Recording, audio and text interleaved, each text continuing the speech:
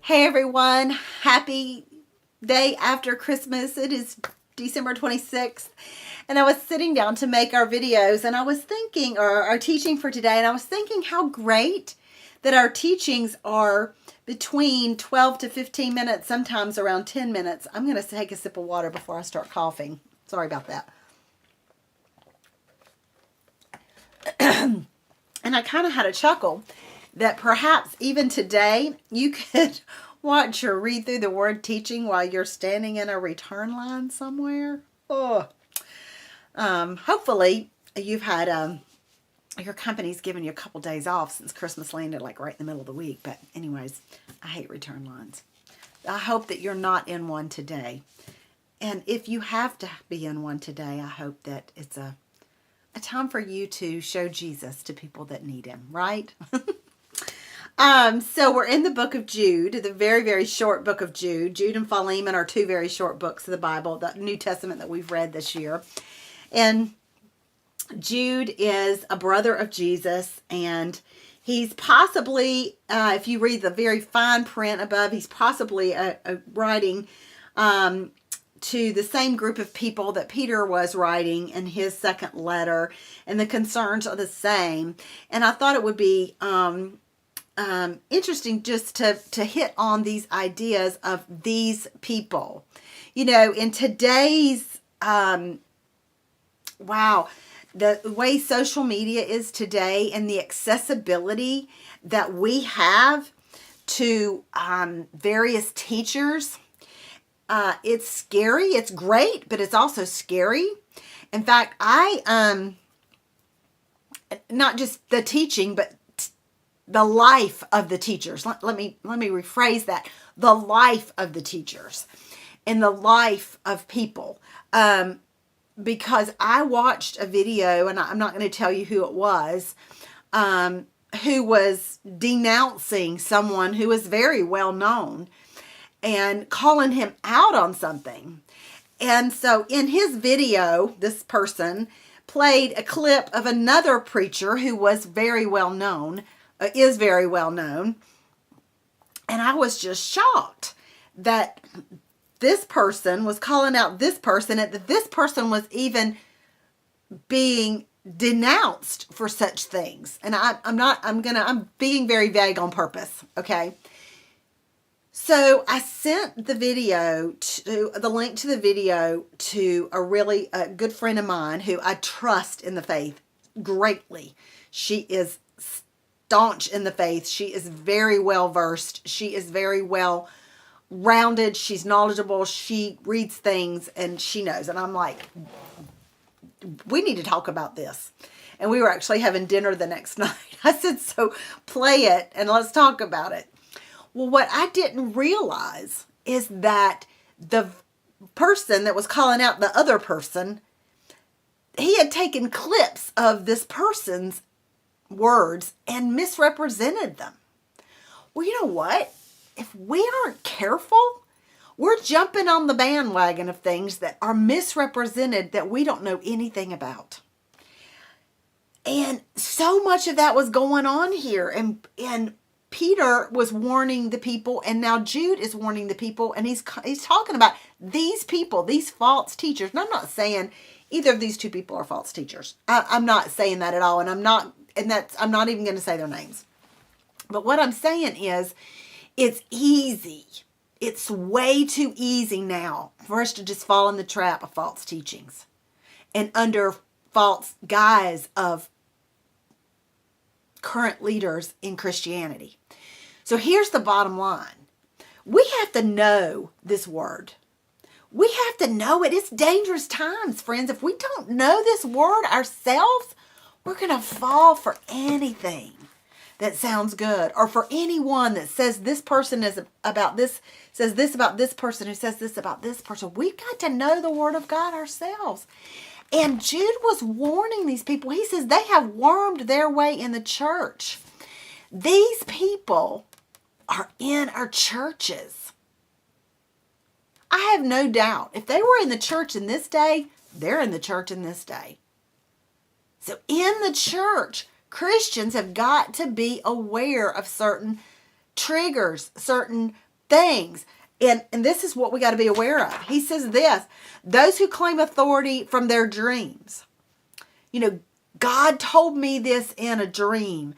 And now I'm not saying that God can't speak in dreams, because he speaks to me in dreams. But it's a personal revelation to me. It's not something that I am casting a revelation or a word out for the world. Okay?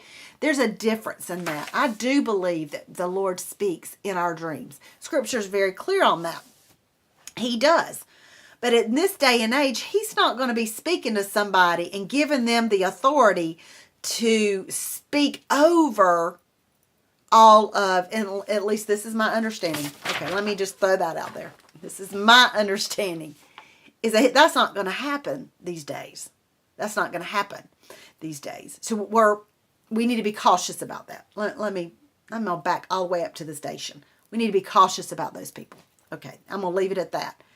So what is that that the judge would say, jury, disregard that? So I'm saying disregard that. Here is what I'm saying. We need to be cautious of these people. There we go. We need to be cautious of the people that are living immorally, but that are planting themselves in our church. There's a problem with that. There's a problem. They defy authority. These people defy authority. The authority in the church, they're defying it. And they scoff at supernatural beings. And this kind of goes along with the defying of authority. Supernatural doesn't mean like E.T. Supernatural is referring to dignitaries. I looked this up. It's referring to dignitaries and church leaders. At this time, there were apostles. That's what he's saying. They defy and they scoff at the dignitaries and the church leaders. And they scoff at things that they don't understand. They're just making fun of it. They're making their own interpretation of things that they don't understand. And they follow their own instinct rather than the Spirit's leaning. So this is dangerous times. These are dangerous times. I believe, and this is me just being real, I believe personally that we're in the same situation that Jude is warning the believers about. I believe that we're in a place where we're repeating history of the church. This is happening. You can tell. Look at the headlines. You can tell. This is infiltrating into our churches. And we have to be very, very aware of what's going on. So when these warnings, these should be red flags. That's the word I'm looking for. When these red flags start to fly, when people start claiming authority from their dreams, from God, living immorally but planting themselves in the church, defying church leadership and disrupting church leadership, and disrupting what's being taught in churches, in the church, in the Word, and just causing rubs all the time because they don't understand this and they're just making a big. We need to be aware that that might be a false teacher, a false leader in our church. Because true leaders are going to support the leadership of the church. They're going to encourage and uplift the leaders of the church. They're going to know the Word, and they're not going to have a problem with what they don't understand, because what they don't understand, they will seek to understand. They're not going to rebuke it. They'll say, you know what, I don't get that, but I'm going to dig deeper and I'm going to try to get an answer to your question. That's how someone who is under the authority of God and that is in line with the Word of God and in leadership, Christian leadership, handles a problem.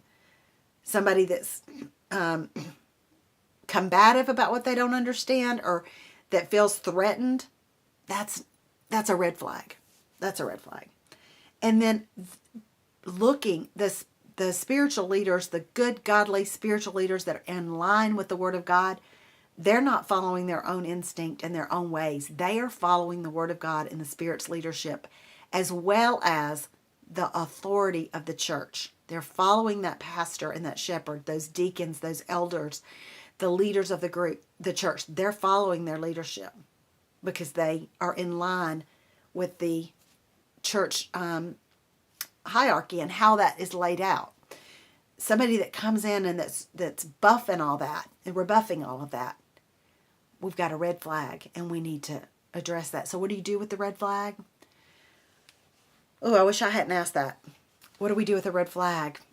You have to go to an authority figure in the church.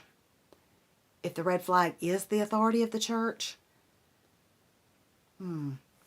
that's a really good question that I'm asking out loud that I don't have the answer to, other than seeking the Lord and His wisdom and discernment on what to do. It may be that it's not your place to call it out. It may be your place that you're aware of it and you need to leave. Ask God what to do in that situation. Yeah. You can't sit under the leadership of a false teacher. You can't. And the only way to recognize it is to recognize the red flags and to know the Word of God yourself. That's how we know. That's how we know. Wow. I'm going to key it up a little bit here, girls. Y'all have a great rest of the day. We'll see you tomorrow and read through the Word.